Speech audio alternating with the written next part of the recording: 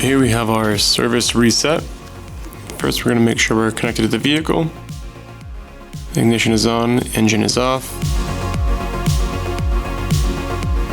Click on our service reset.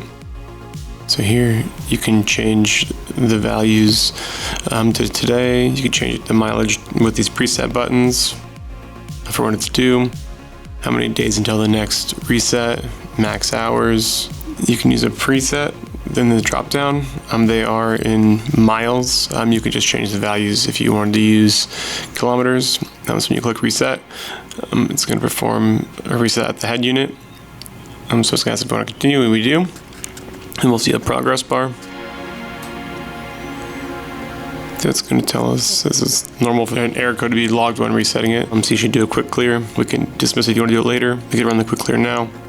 It's going to ask us if we're sure. We'll click yes to do our quick clear. It's just telling us that its service reset has been complete. And you can verify this on the dash on the head unit. So ask us to turn it off and cycle the key. We'll turn the ignition back on, engine off. Now we can check the head unit. You go to settings, vehicle functions, vehicle information, service interval, and you can verify that it's changed there.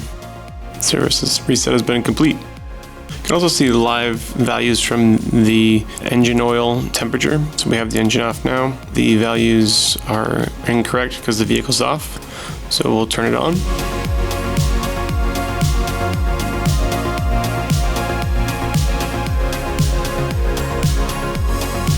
So it'll give you an indicator here telling you that it's valid only when the engine is warm and running, parked on level ground, and it'll be not ready. So you can see each of the values here. They'll be in the green. Our coolant temperature levels are low because it hasn't been running.